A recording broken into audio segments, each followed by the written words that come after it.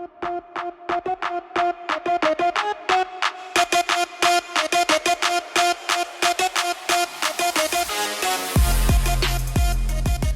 everyone. This is episode number 15 with Mark, the CEO of Recapped.io, who talks to us about how AI powers execution for revenue teams to make the buying experience better. This podcast is sponsored by the GTM AI Academy, your go-to resource for courses, live trainings, and playbooks of how to leverage AI in go-to-market teams and individual roles. You can find this episode on Apple Podcasts, Spotify, YouTube, LinkedIn, and more. For more, go to gtmaiacademy.com. Hello, everyone. This is Coach K with the GTM AI Academy. I am very well pleased and honored to have Mark here with me from Recapped. Super excited to have you, my man. How are you? I'm good, man. Thanks for having me. How's it going? Good. He's good, man. And thank you for coming. If you guys can't see, if you're listening to audio, he has this really sweet background. He's got a nice camera set up, and he's making me jealous of his stuff here. So I'm really excited to have you. So we've talked with you before on LinkedIn. I was really excited when you agreed to come on the show. You have a kind of a unique product, which I'm really glad to kind of get into and start picking some questions on. But before we do, would love to have you give us a quick backstory on you, where you came from, and why in the world you decided to go into AI and all the good stuff. Yeah, it's a great question. I will try and condense this as much as I can. Knew from a very early age as immigrant to the country that, like, the American dream is to have your own business someday and, work from the ground up. And so I think from an early age, it was kind of instilled in me that I would have my own business of some sort. Never in a million years did I think it would be Recapped. And really, I think most founders, it really was just born out of personal frustration and me saying enough is enough. And so I started in sales after graduating, started working at Citrix, sold everything from SMB to mid-market to different product suites, and was very lucky to be thrown around and like essentially managing a lot of different organizations. And I was pretty much tasked with taking whatever vertical was performing the worst and taking that and ramping it up to hopefully top 3 and then moving on to the next one. So I did that for a couple of years. And throughout that journey, I think there were a couple of frustrations where, as a seller, losing a deal at the finish line that is absolutely winnable, I think is one of the worst feelings you can have, especially when it's a large deal and you've already spent the commission in your mind. And for me, that happened time and time again. And, I kind of became obsessed with solving that problem. And so when I moved into a VP of sales role, my last role, I saw this time and time again with my reps as well, right? I had 40 something reps. I used to joke that there were 80 different sales processes and everyone was shooting from the hip. There was no structure. There was no organization. And, I truly believe that the best sales reps are all process driven, or most of them are. And so I wanted to figure out a way to not only codify that, but make it really easy for us to just win and enable the success of our buyers. I love that, man. So you said you immigrated. Where'd you immigrate from? Former Soviet Union, Uzbekistan. Wow. Okay. That's a whole story behind there. It's cool. I'm going to ask you a couple questions. How old were you when you moved? So I was 7.5 when we moved to like upstate New York, and then pretty much grew up in Raleigh, North Carolina, of all places. From Uzbekistan, did I say? I probably even said it wrong, but from Uzbekistan, but it's all good. Nobody knows what it is. Uzbekistan. Yeah. It's like the best food in the world. Is it really? What? Tell me. I've never eaten Uzbekistani food. Yeah. Well, I mean, most people haven't. So I live in New York now. So thankfully there's a couple restaurants out in Brooklyn and Queens. Oh, nice. So whenever I'm like feeling that family feeling, but if you had to take like Middle Eastern cuisine and mix it with like really spicy Asian cuisine, it's the best of both worlds. Yeah. Interesting. Okay, you are going to feel like shit afterwards. You won't be able to move for about 3 days, but I promise it's worth it. I'll mentally prepare myself. When I come to New York, I'm legit coming to find you because I want to try this. I love trying out new foods. So that'd be awesome. I'm so glad you came here. So I love the backstory. So Recapped, give us the spiel. What the heck is Recapped to you? Now you said the problem. How does it reinforce the process and kind of codify? How do you guys do that? Yeah. I think it's important to take a little bit of a step back, right? As sales leaders, over the past couple of decades, especially, the tech system has evolved so much. If you think about it, most of our investments go into the top of the funnel. How do we find leads? How do we find contact numbers? How do we email them? How do we call them? But that's probably only 5 to 10% of the actual buyer journey. You still have anywhere between 3 and 30 months of managing a deal and collaborating with a customer. And for most people, that happens through email, spreadsheets, PowerPoints. And again, every rep is just shooting from the hip. They don't have a playbook, right? And if they do, It's a playbook that ops created. They looked at it their first week of onboarding. It's some PDF stuck on their computer, or literally like a notebook that I used to get, and nobody actually looks at it. And so what we've created is a collaborative deal room where you can embed the process so it's actually actionable and you can use it, and you can not only make sure you execute the deal, but you can also collaborate with your clients and enable your champions to sell internally when you're not in the room. So is it kind of like taking the content management system, because you have deal rooms with, most of the classic content management systems. What's the biggest difference between the two? Yeah. So if you think about it, it's essentially like a Asana or Jira, but for a deal, it really simplified for the workflows that a seller needs. So we integrate with all the CRMs, we make POC management, account planning, all of that a big part of it as well. That's awesome. So, and you guys just started when? When's your start date? 2019. So a little over 5 years ago. Okay. So you're like old school now, because a lot of people I talked to the last 6 months, 9 months, year, so that's great. What do you find? And you guys use AI technology, which is obviously why you're part of it here. Do you use, can I ask, your own tech? Is your own AI system, or is it like plug it into OpenAI, or what are you guys doing? Yeah. So I think we're doing a little bit of both. We're constantly experimenting. Obviously, the speed at AI right now is ridiculous. Crazy. Llama 3 just came out. Depending on when this gets released, we're probably going to be 15 more enhancements to it. So we have our V1 of AI in the application is some homegrown, and then we're investigating and researching between the differences of plugging into a OpenAI versus using like a Llama or something else. Right. So, because I'm sure that most listeners know the deal room capabilities. When you put on top of it the AI, what's the AI doing that you can't do without it? Yeah. So I think 70 or 80% of what a sales rep does on a day-to-day basis, unfortunately, isn't actually driving them to close deals. It's admin work, it's chasing, it's jumping between 20 different tabs, trying to figure out what the hell am I doing with this deal. Right? And the same thing for leadership. How many deal reviews are interrogations ultimately? Yeah. So we are trying to automate all of that. So when you get off a call, everything from that call is automated and transcribed and generated in the deal room, all the way through updating your CRM fields for you. Do you feel like that when you have people come on board with you, is there hesitancy with this? I mean, because one thing I hear from a lot of people, leaders especially, is like, how can we trust the AI, essentially? Like, how do we know it's accurate? Because if you get inaccurate data through some AI system into your CRM, and then you have months and months and months of it, then obviously all your data is inaccurate and you can't forecast correctly. So how do you feel about that?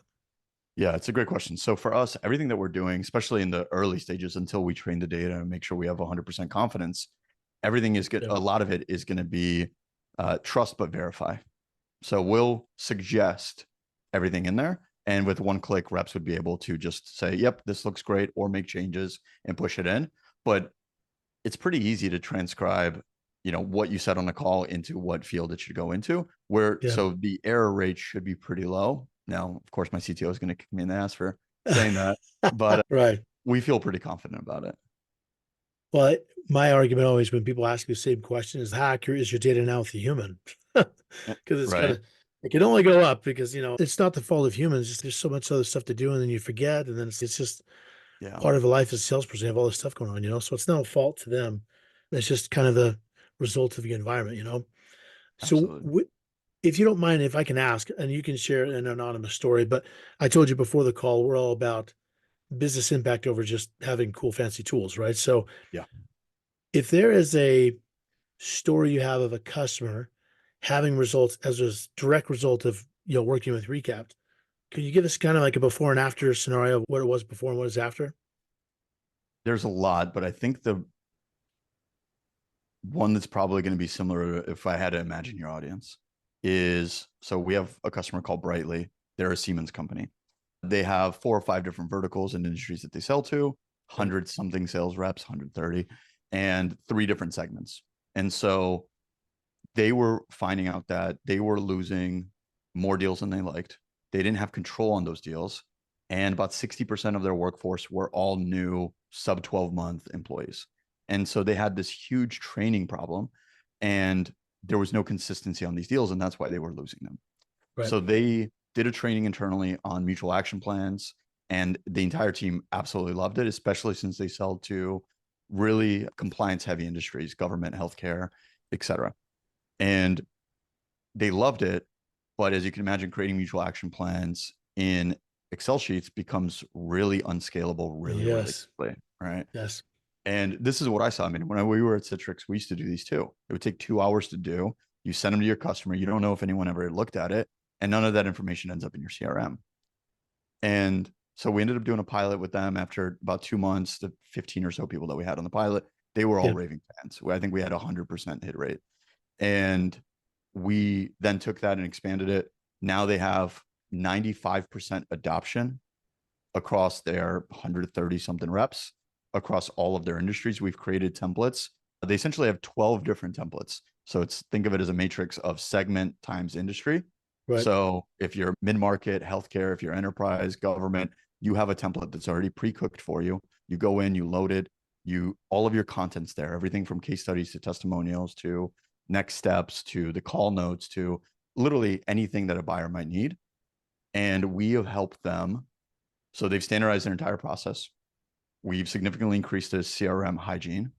Their close rate went up 39% and their ACV went up 29%. It's amazing. And the only thing you did differently was just programatize the mutual action plan process using the tool, right? Yeah. I mean, if you think about it, as sellers, right, you hit on this. It's so hard for us to execute on everything in a given day. Right? We're only human. There's a million things. You have to ask the right questions. You have to update the CRM. You have to share the right stories. You have to listen. It's impossible to execute. And so if we can just streamline that so that they don't have to worry about the science, they could just focus on the art of selling. That's where magic happens. Totally. Do you feel like with that specific example in the data, I guess the question would be, this is coming from an enablement expert, or at least I should say professional. I try to be an expert. And like the world of adoption and training, all this stuff is in my wheels. That's my job, Yeah. How do you see the difference between what a human does with training process, whether it's RevOps, enablement, whoever, and then a tool like AI? Like, what is the line between what humans do versus what AI does in your perspective? It's a really great question. I had a dinner with another revenue leader the other night. We talked about a similar topic. I think ultimately it comes down to the human, at least today, is able to go much deeper and is able to draw from wealth of information and examples. Yeah. In its current state, if we look at AI, I mean, really what it is like a really smart autocomplete generator, right? It literally just uses statistical models to tell you what this content is most likely going to be. It doesn't actually know what it's saying. It's just spitting out the information. And so the way I think about AI is it's really great for a co-pilot situation where in the meeting, you can't be on every meeting as a manager or as a sales leader. And so for that, co-pilot comes in, tells you what to do. And then outside of that, when you're actually sitting down and doing a review or one-on-one meeting, that's where you can go from a 1 to a 2 or a 3 with the assistance of a leader and a human. Yeah, I've said the same thing to most people. Like AI can show you things, like whether you're using ChatGPT or a tool like your own, but it's like it takes a human expert to say that is good. Let's replicate that, because otherwise, if you don't have that's what good looks like, experts saying that's it. Yeah. Like you could be producing anything, you don't know if it's actually good or not, because AI doesn't necessarily know either. It just has expert resources to rely on to critique itself or whatever, So I love that you're doing that. I mean, if you think about like social media, right? Social media doesn't know if a post is good or truthful or not. It just knows that it's getting engagement. And so it's just literally using that same algorithm to say, okay, let's put more content out there. That's where the human touch is so important, because it actually sifts through what's real, what's not, what's good, what's bad. So what do you think the biggest, I like to ask this question, like with around adoption, specifically with AI, like not just with your tool, but any tool. What do you think is the biggest concern most people have when it comes to AI outside of trust? What do you find that is the biggest thing that holds people back? I think from what I hear, it's fear that it's going to take their job. Yeah. I think and so that fear almost seems paralyzing, and they are avoiding it, probably like what people were doing in the 90s with keyboards and computers and the internet. Yeah. It's funny how often it happens. I actually heard a chat by Sam Altman. By the time this comes out, it would have been a few months ago, but he talked about we should be less concerned about jobs being taken and more concerned around tasks being taken. And the more we can identify the tasks, the more effective we can be in our jobs because we're no longer having to do certain tasks, which is nice, you know? Yeah. What are you excited about? I would love to hear two things. One, what are you excited about coming up for your company specifically? And then in general, it's just AI.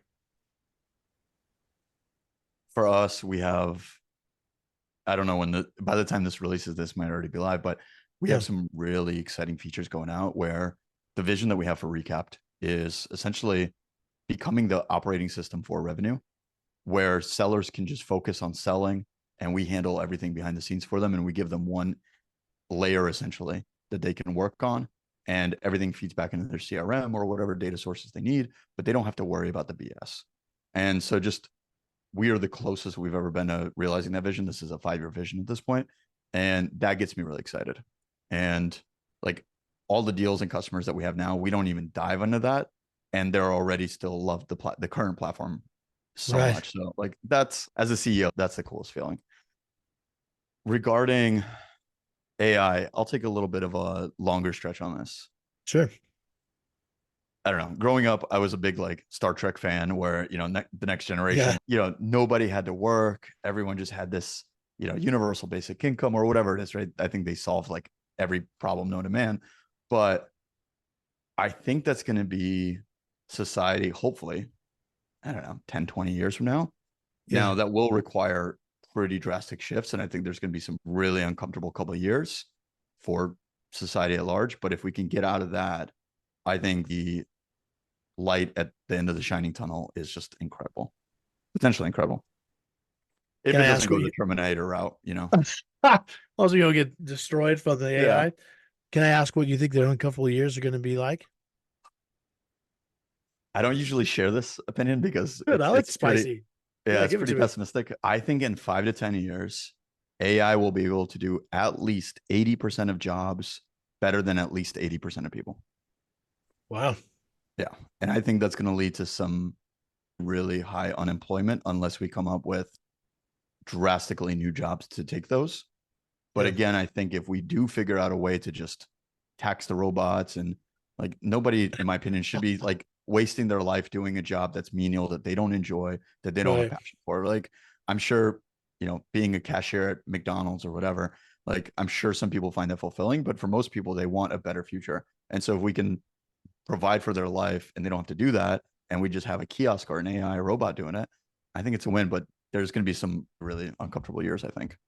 I'm really glad you brought this up because this is a topic I think about and talk about with people all the time outside of the podcast, which is about, what's the value of human time or connection or production or whatever it is. And I think that is going to exponentially go up because if you can mass produce everything else a human can do, whether that's music, videos, or what you're talking about, or they can sell or whatever, especially in sales, like the more and more AI stuff's coming out, at least right now, the more and more people want to have more human time because don't automate me to an AI.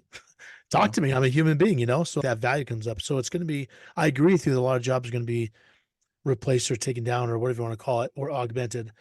But I also think it's kind of like the industrial revolution where, like you had an industry line of 100 people doing tacking in shoes, and now the whole thing is automated, but other jobs got created as a result of that. There were things we never even thought of back in 1910 or wherever the heck that happened.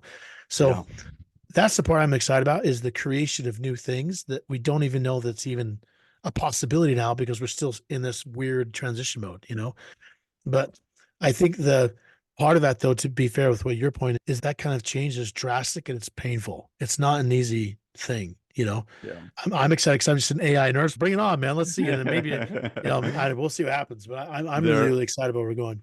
Yeah, likewise. I mean, I think hopefully I'm wrong and everything just works out and speech ability. If AI is doing everything, like it's going to be, again, I think it's weird, but like to your point, I don't remember where, but in probably a podcast, but I remember hearing this like really great story where so much transformation in the way that like the world evolved ultimately came from insuring naval ships back in the like British and colonial times, and that one small little thing ended up leading to all of these industries and all of this innovation. And so if we can take that, Right. we don't know where this is going to go. And so in the rate that it's evolving at, if this keeps going, like the next year is going to be even crazier than we thought. Some good, some bad. Yeah, that's the part I'm really curious about is like the whole question of what's the value of the human side, whether that's conversation, production, music, movies, like what is the value of a human in what they can do versus the AI? Because like you look at Sora from OpenAI and the videos it's making is absolutely mind-blowing how good it is. Crazy. And you think, okay, then why do we have actors? Then why do we like actors? Is it because, and in my opinion, until AI can duplicate this, which once it does, that's a whole other conversation. But I don't know if it can convey the same emotion or intensity of emotion that a human can. Maybe it will in the future. Who knows? But like for right now, I mean, it'd be cool to do some really cool visuals of, I don't know if you see the Sora video with the guy with the balloon head, that's cool and tells a cool story, but it's something you're like, wow, that's cool. But then you're like, that doesn't evoke a lot of emotion out of me from a human because it's not a human. It's just a cool video with the guy with the balloon head, Well, So it's such a good point. If you think about Reddit, right, or what the internet has done is it allowed these really niche interests to be accessible by people around the globe, right? If you grew up in North Carolina, you would have never met other fans who do XYZ. And so I think AI is just going to 100x that. I think in the next couple of years, you'll be able to sit down with your family and say, what do we want to watch tonight? And then you say, hey, Sora, create us a Game of Thrones set in space, written by Quentin Tarantino with music by the Beatles. Totally. Boom. Here it is. 2 minutes later, you have something that's customized. And like, that's pretty awesome. At least that's freaking rad. I think it's cool. Make up your Yeah. own stories. I think about the same thing from a learning path of saying, if I want to learn something, not to matrix it too much. If you think about that same concept of like movies on demand or learning on demand, and not only on demand, but like created based on your specific prompt. I want to learn how to fence in the style of Princess Bride or whatever, and there's a bam, and just gives you that training. Like that would be so freaking cool. Yeah. I know Kung Fu Yeah, totally. I know Kung Fu. That or even thinking about, I use Marvel a lot in my comparisons with AI training. So I keep thinking about if I had the Jarvis type system where the AI was more of literally this most brilliant assistant ever, that could help me create anything. Like just look at the things that Iron Man was able to do from some advanced AI tech that didn't take him over, but just augmented his own intelligence. That kind of world is just freaking cool to think about. But yeah, we live in really exciting times. Yeah. Tell me, recapped.io. So it's RECAPED.io. Best way to get a hold of you personally. Are you okay if I share your LinkedIn? Yeah, connection? Of course. Mark Fershteyn on LinkedIn. That's FERSHTEYN. And you can also just email me directly, mark@recap.io. Love it. And hopefully by this time, I also have a demo in the Academy. So if you want to go see a demo of it, go to the Free Tools Academy and go see it for free. And you'll have the link there. You can go, either connect with you or to the website as well. But Mark, pleasure to meet with you. I'm really glad you're here. Really glad you're patient with me earlier. And just want to say thank you. Wish you the best of luck. Whatever I can do to help you, please tell me. Yeah, no, I appreciate it. This was a fantastic conversation. Thanks for having me on the platform. We're launching a podcast soon as well. So I'll repay the favor and we'll talk a little bit of revenue execution. We'll talk playbooks. I feel like you and I will be able to jam on that for hours. I got a lot to say. I'd love to, man. That'd be awesome. Yeah, no, this was great, man. No help needed. Just if we can ever help your customers or anybody else or anyone in your network, this is a really big problem right now. And as sellers, we need every advantage we can possibly get. So just here for the community. But appreciate Last question before we go. Does this tool work with across revenue teams or strictly sales? Across other teams. So half of our customers use it for at least customer success, solutions engineers, marketing, whoever. Good. I forgot to ask earlier. I want to make sure we threw that in. I'll re-edit it back in, but that's awesome. Well, Mark, thank you, man. Appreciate you. Appreciate you. Thank you so much. Thanks for listening to the GTM AI Podcast. Please follow, subscribe, like, comment, and come back for more.